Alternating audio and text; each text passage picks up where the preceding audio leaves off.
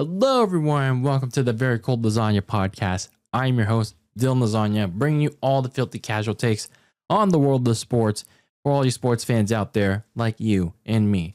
This is episode number 333, and in this episode of this icy yet spicy podcast, we're here to talk about Super Bowl 60 and giving you my review, my thoughts on, well, a game that happened this past weekend on can we even call it a big game that happened here in the Bay Area, here in Levi Stadium, and what was called the Diamond Super Bowl 60.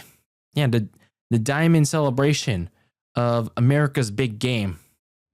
Can we even call it that? After what happened? Well, we'll talk about it. We're going to talk about it here in this episode of the Very Cold Lasagna Podcast. So, with that being said, let's waste no more time and talk about this game. So, this honestly, as I talked about in my preview of this matchup between the Seattle Seahawks and the New England Patriots, both teams were going in relatively pretty good, like heading in. Both teams had good regular seasons. The Seahawks, they had a relatively good playoff run. The Patriots, not, I would say, a very mixed playoff run for themselves, but they made it to this stage nonetheless. But the hype level, the excitement level, the energy level for fans alike, whether you're a diehard or a casual NFL fan or even a sports fan in general, it wasn't there. It was not there at all for this game. And when you look at it from both sides of the spectrum, even like from a general point of view, it was, yeah, it really pretty much reflected that. It pretty much reflected and why this game wasn't really all that. So as I do with how I do with another team of mine, I look at it on both sides of the spectrum. I look at it from both the Seahawks side and I look at it from the Patriots side. So I like to look at it from both sides of the coin. So for the Seahawks side of things, we start with them first. Man, what a performance by them. I have to give them flowers for how they played in this game, how they came ready to play in this one. Like they really want to win it all, not just for themselves, but for the 12s out there in Seattle. And they showed that they really want to win this one. They really had a point to make in this game. So the Seahawks defense, they continued to play like the best defense that they nearly were all season. They creatively locked down the Patriots passing attack, and they came up with Mike McDonald and his defensive coordinator. They creatively schemed up all these blitzes against Drake Maye that drove his offense pretty much insane. They drove Drake Maye insane. They drove his offense away in the first half and pretty much all game. There's literally no ifs, ands, or buts about it. Meanwhile, you look at the offensive side of the ball, there wasn't really anything spectacular that they did in the air raid attack. Sam Darnold, yes, he continued to move the offense. I'd say pretty solid, but not near as well as he did in the NFC Championship game a couple weeks ago against the Rams. And yeah, despite what the stats will tell you, yeah, actually no, what the stats told you, it was not that great. But you know, performance wise, he did what he needs to do, minimize mistakes. Outside of a near strip sack, which was honestly what was a forward pass, but looked like a strip sack. But he didn't really force anything too much. The issue was that in the first half, he stalled the passing game because he either overthrew or threw it in too tight of windows to the receivers, mainly Jackson Smith and the Jigba. So there were some missed opportunities very early in the game and throughout the first half. So that led to the Seattle Seahawks settling for field goals for the first half. They were up 12-0, mainly because of field goals.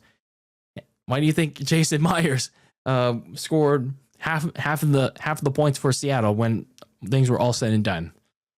So that left for Kenneth Walker the third, to shoulder the load for a lot of this game, and pretty much like he had done in the last game, in the NFC title game. He picked up steam yet again against a Patriots run defense to help out Seattle's offense. He got things moving along, but yeah, outside of that, and at least in the first half, not much was happening for them going to halftime. But in the second half, we saw more. While we saw more of the same thing from the Hawks overall, a strip sack by Darren Hall on the defensive side began to break the walls down in favor of the NFC champions. Sam Darnold threw the game in favor of the Hawks. He threw the offense's only touchdown to A.J. Barner, the backup tight end, to start the fourth quarter. Kenneth Walker the third, he really started to come alive in this one and in the second half. And then even though they allowed a quick response touchdown from Drake Maye, who at that point in the fourth quarter was in desperation mode, the defense rebounded very well with two big plays of their own on their final two meaningful drives. Julian Love intercepted Maye off of a pass that I'm not sure why Drake Maye even threw that. And then the backup edge rusher / linebacker Uchenna Nwosu, if I pronounced it incorrectly, I apologize. Uchenna Nwosu, he strip pick sixth Maye to basically ice the game. And that was pretty much all she wrote. As the Seahawks went on to win their 29-13, and they got their second Super Bowl title. Again, for as much as I don't want to admit it, but I'll admit it. I'll give them their flowers. Pretty impressive performance by the Seattle Seahawks. So, yeah, we'll get into their final takeaways on them, but outright dominating performance by Seattle from a team that was very hungry, well balanced throughout the regular season, especially late in the year in the playoffs. And yeah, they were the ones that really proved that they wanted to win it all in this one. As for the New England Patriots, looking at it from their side of things, it looked like they didn't want it. They were the one they looked like they didn't want this at all. It was either that or they just looked severely outmatched, or maybe it was all those things. Specifically, Drake Maye. Drake Maye and his playoff woes continued because he really had no answers. Not just in the first half, but all game against a relentless Seahawks defensive front. And like I said about on the Seahawks side of things, the blitzes that Mike Macdonald was calling for his defensive players. It was very notable from the very beginning, and notably in the first half, that Drake Maye couldn't really do anything. He had no answers, whether it was in the air or using his legs. Like they couldn't get anything going. Like even in the check down game, like nothing, absolutely nothing. So, and I'll point this out, for example, Drake Maye only used his legs once or twice in the first half, and that was it.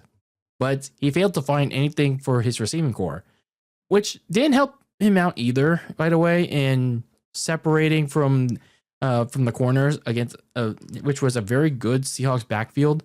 So his receiving core of Kayshon Boutte, Stephon Diggs, Mac Hollins in the first half, they didn't help him out. Neither did Hunter Henry. So yeah, it doesn't help that Drake Maye didn't get help from his receiving core. The running game didn't get going at all from Ramondre Stevenson. Travion Henderson was nowhere to be seen. Like I don't know why they haven't been using him at that point. But probably the worst offense from this Patriots team in this one was the offensive line. The offensive line was really bad in this one, especially on the left side with Will Campbell at left tackle and Jared Wilson at left guard. They were really struggling against the pass rush, against Ernest Jones and the tackle next to him.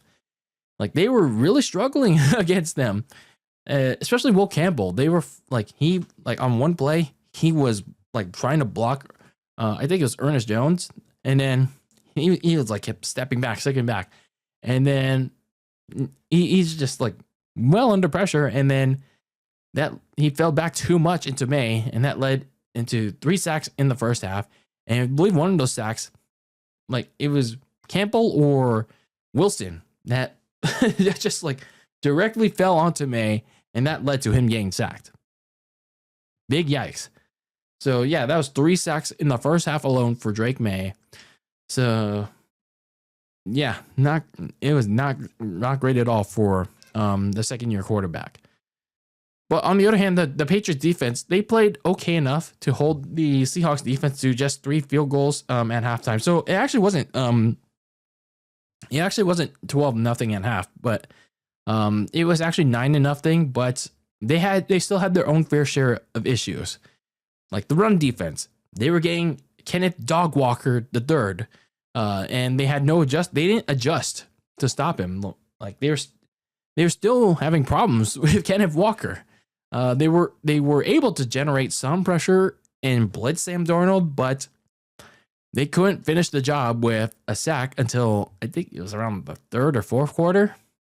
So yeah, they couldn't sack Sam Darnold until the 4th quarter, and the game could have significantly changed much earlier on, because they almost gave away a runaway touchdown mid first quarter to JSN, but Darnold threw it a little too late and overthrew Smith-Njigba, so they got away with that one. But we all knew what happened in the second half. But at that point, I thought to myself, going to halftime, still 9-0, still a game, and not a great one. Let's be honest here. If that Patriots team wanted to reverse their fortunes from a first half shutout, mind you, in the second half, they needed their offense to really pick things up. They needed to wake up against that tough Seahawks defense. I get it. They're a very hard-nosed team that's very creative, makes adjustments on the fly, and it could start with trusting Ramondre Stevenson, and even going back to Travion Henderson, who had a breakout red hot second half to the year, while also utilizing the outside screen game. Get some checkdowns going. Use like quick passes to throw off the Seahawks for pass rush. Start there. I was thinking that to myself as I was just casually looking at other stuff on Twitter at halftime, because I wasn't really all that interested in the halftime show. But yeah, that didn't happen for the Patriots. That didn't happen for Drake Maye, because he was still crumbling under the blitzes and the pressure of the Seahawks defense. And let's be fair, it got worse. It got worse towards the end of the third quarter, and it pretty much was all done with in the fourth quarter.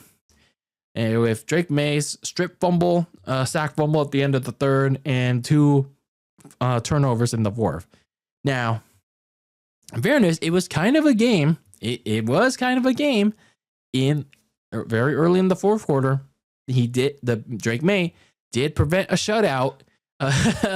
Like I was thinking, like, boy, we're like 15 minutes away from I think has NFL fans ever witnessed a Super Bowl shutout? But if it hasn't yet, then well, we weren't gonna get it here. He had NFL and Patriots fans believing in a potential comeback in the fourth quarter with the Maye throwing a long bomb to Mac Hollins, and the score was 19-7 early in the fourth quarter. They were about like less than 15 minutes. It's still like a minute in the fourth quarter, and the defense got a quick stop on the other end. But all that hope for a comeback, that was pretty much undone relatively quickly. Drake Maye undid all the Patriots' remaining good and all the good that he had left with an unnecessary interception. Like, where the hell were you throwing? Where the hell was Drake Maye throwing it to in the first play? Like, and why did he have to make that throw? There were still several minutes left. Like, go run, go use your legs. Go check it down somewhere. Why do you got to make an unnecessary throw where Mac Hollins wasn't even like anywhere near the throw? The long ball and he threw it right directly to Kobe Bryant. Even Chris Collinsworth couldn't say anything about that pass. And nor should he. Like, for as much hate as Chris Collinsworth gets, I actually agree with that. Like, there was nowhere for Drake Maye to throw that ball. Absolutely nowhere. So they were like later down the fourth quarter, as time was winding down in this Super Bowl. It was desperation time, and then Drake Maye and the Patriots, they were buried. They officially got buried. Their Super Bowl hopes are done, as if they weren't already done, with a strip pick six by Nwosu. Maye got stripped out of his hands, and that was pretty much done from there. Probably one of the worst Super Bowl performances I've seen in my lifetime. I mean, I'm a relatively filthy casual fan. I mean, I do watch the NFL Throwback channel to see like all like whatever they uploaded with like Super Bowl stuff. But man, like, you know, someone that has grown up seeing like Super Bowls, the modern era Super Bowls. This is clearly one of the worst Super Bowls performances I've seen in like some time. Like, I think the first since Super Bowl 53. Yeah, that very low scoring, very boring Super Bowl. Like, my Lord. Overall, I thought this well-balanced and well-coached team in New England, I thought they could have overcame a very tough Seattle unit, but for as very good as that defense came to play, which, by the way, they were able to hold Sam Darnold in the offense in the third, but they can only do so much. Because, well, Drake Maye, in the end, when it was all said and done in Santa Clara, he was the one seeing ghosts. So, my final takeaways for both of these teams. I'm going to reverse course here and talk about the Patriots first, the losing team. Absolutely embarrassing performance all around. Like, you come here, you have a good training camp, you had a good couple good couple of practices leading up to this game. Not a performance in front of millions of people watching in the country and probably even more around the world. Embarrassing performance all around. Josh McDaniels, he called a really terrible game, really terrible plays for his players, but don't absolve the players of blame as well, because the players did just as bad in overcoming Josh McDaniels' really bad calls. Like, where was the receiving game? Where was the receiving game? Like, I get it. The Seahawks defensive backfield with Devin Witherspoon, led and Kobe Bryant. They're a good lockdown unit, but where were they to show up and try to create separation for Drake Maye? Speaking of Drake Maye, he crumbled. He absolutely crumbled under the bright lights of the Super Bowl. And for as mobile as he is, why couldn't he use his legs for more than 3 occasions? And that's a weird sight to see.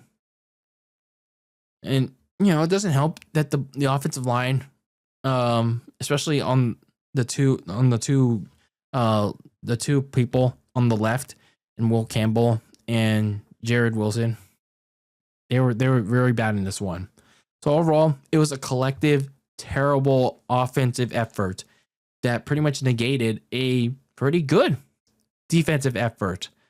So, yeah, the Patriots offense no-showed in this game. So I guess overall, when you put it all together, the weak regular season schedule and the increase in competition in their AFC playoff run really did expose the New England Patriots for who they truly were on offense. And that's a shame. That's really a shame. Meanwhile, for the Seattle Seahawks, for as much as I hate to admit it, given that I'm a division rival of a fan of a certain team, I'll give them their flowers. They earned it. They absolutely earned it. Because they took last offseason really seriously, retooling this offense with a quarterback that you didn't have questions about. You had questions about, but he improved. He improved this season, and you took a risk on him, and you retooled the offense to help out their Greek defense.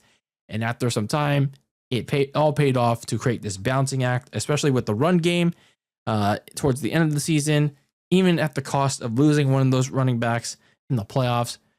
Now, sure, when it came to this game, the whole defense and Kenneth Walker III were the main stars of it, with the defense sacking Drake Maye 7 times, forcing 3 turnovers, while Kenneth Walker III had another 150-yard total performance, maybe even more than that, and he won the MVP, as he should. You had a debatable case of whether Walker or the whole defense either one could have won the MVP. Maybe they could have been the co-MVPs.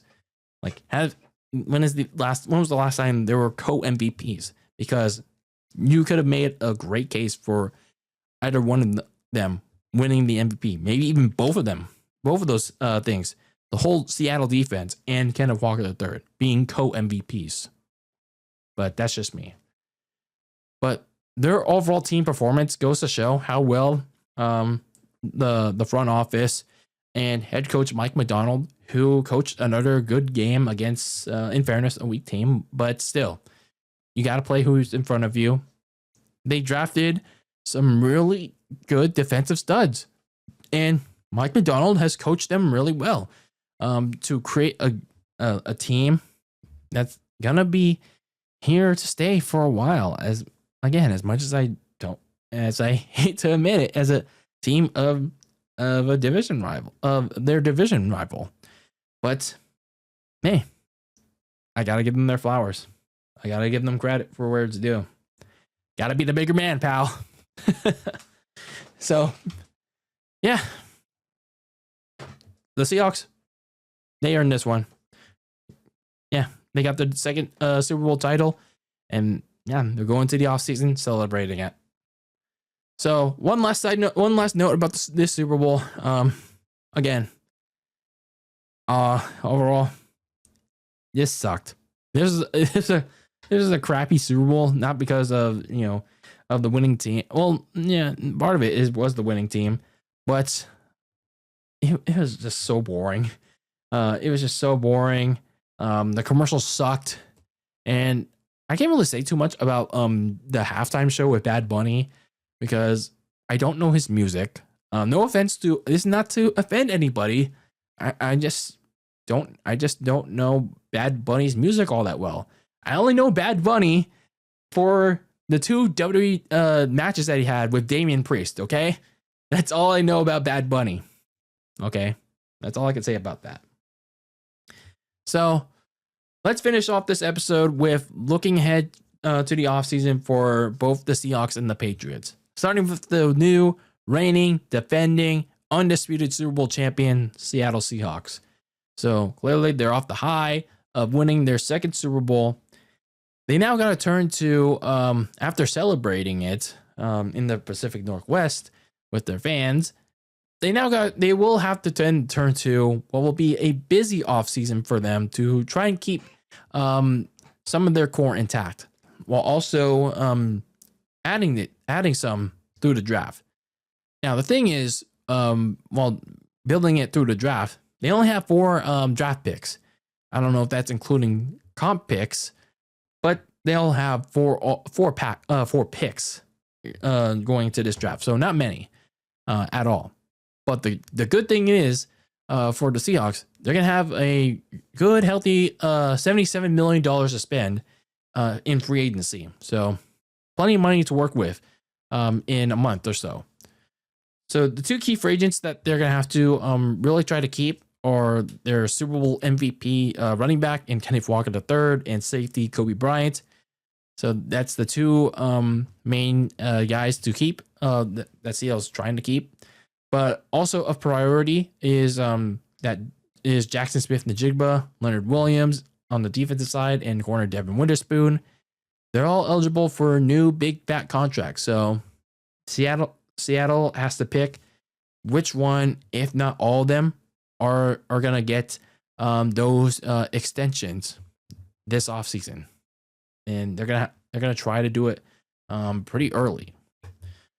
So they also have to find a new offensive coordinator because recently it was revealed immediately after the Super Bowl that Clint Kubiak, their former offensive coordinator, he accepted the role of new head coach for the Las Vegas Raiders. So yeah, they got to find a new offensive coordinator to work with Sam Darnold and the offense.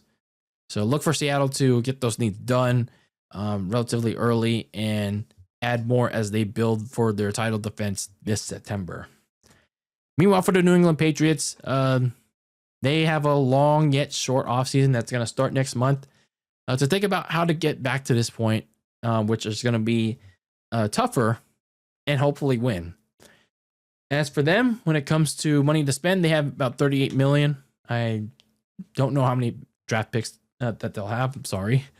But they have about $38 million to spend in addressing their key needs next month. In contrast to the Seahawks, they don't have many notable free agents, but they do have some decisions to make about extending Christian Gonzalez. But they also have to decide on two people. And that's Christian Barmore and Stephon Diggs, because they had some off-field allegations that popped up during the regular season, and they might have to consider releasing them. So that's some things to think about.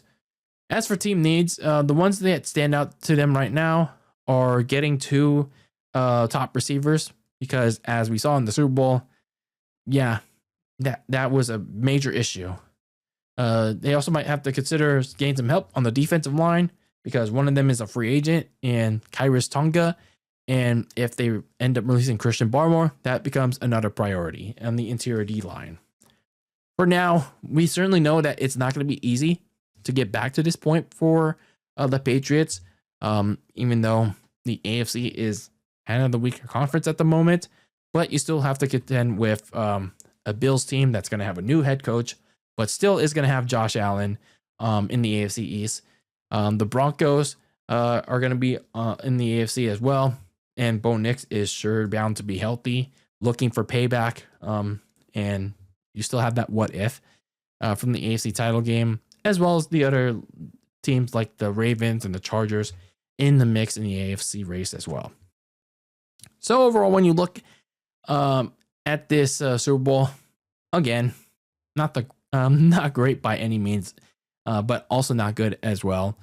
But when you look at this 2025 NFL season, as we put one last bow on it, one last look at this season, I enjoyed it. I really enjoyed this season up until the very end, because I really liked the unpredictability of all 18 weeks, because you didn't know who was going to get, you didn't know who was going to be good, at least for more than half of the teams.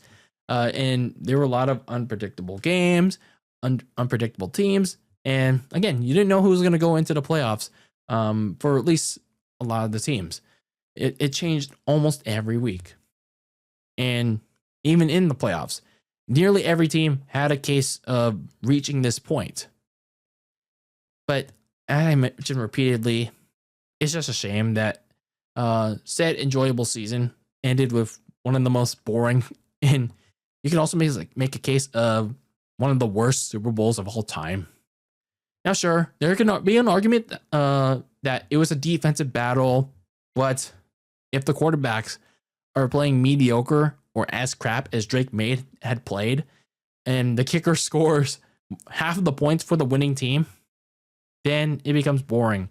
And then it starts to become a breakaway in the fourth quarter. Then it becomes borderline really bad. And that's what Super Bowl 60 was. But up until the very end, I still like this. I still liked Super Bowl, not Super Bowl 60, the 2025 season, and I say most of the NFL playoffs. I'll put that as a buck, but the final capper in Super Bowl 60, absolutely not. So not a great way to end. One was one of the most enjoyable NFL seasons in quite some time.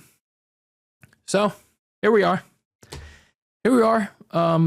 Wrapping up another season of coverage for the 2025 of the NFL season here on Very Cold Lasagna. And now, here we are, waiting for another 7 months for another NFL season. It's that dreaded time for NFL fans and those sports fans that only watch the NFL. Yep, it's that time, ladies and gentlemen, that dark period that those fans don't want to endure. And I understand you. I'm one of those people that has like no idea what to do, what to watch next. But I know it sucks. So yeah, you just have to wait. Time goes by relatively fast. It really does. Like we're already in February. And soon enough, it'll be September, where another NFL regular season will be here, and we'll be back watching another 4 months of football going into 2027. But until then, let's see what happens in free agency and the draft for your team, whoever you're rooting for. Hopefully they'll do something good, or hopefully not something bad. And hopefully until then, also partake in new hobbies. And more importantly, enjoy this NFL offseason. Enjoy this time to relax, take a breather, and again, do something nice in your life. But we're still going to be here on Very Cold Lasagna doing some episodes, some topics. I'm not sure what it'll be, but maybe another retro view in wrestling. But yeah, we're still going to be here on Very Cold Lasagna, talking, shooting the shit, but as we always do. But yeah, as for the 2025 NFL season, that is pretty much done. It is pretty much all she wrote. As the Seattle Seahawks are your reigning and defending Super Bowl 60 champions of the world. Good for them. So let me know your thoughts on Super Bowl 60 and the Seattle Seahawks as Super Bowl champions. If you're watching this on YouTube, and if you're listening to this on audio, send me a message on my socials at Very Cold Lasagna on Twitter or Instagram, as we put this 2025 season in the books. But that is it for this episode of the Very Cold Lasagna Podcast. I have been your host, Dylan Lasagna. Once again, having brought all the filthy casual takes on the world of sports for you sports fans out there like you and me. Follow me on Instagram and Twitter at Very Cold Lasagna. Subscribe on both audio and video. And yeah, press that like button on YouTube and do all the good things in regards to Very Cold Lasagna. Share the good, the bad, the ugly about this podcast. And until I see you, when I see you in the next one, peace out.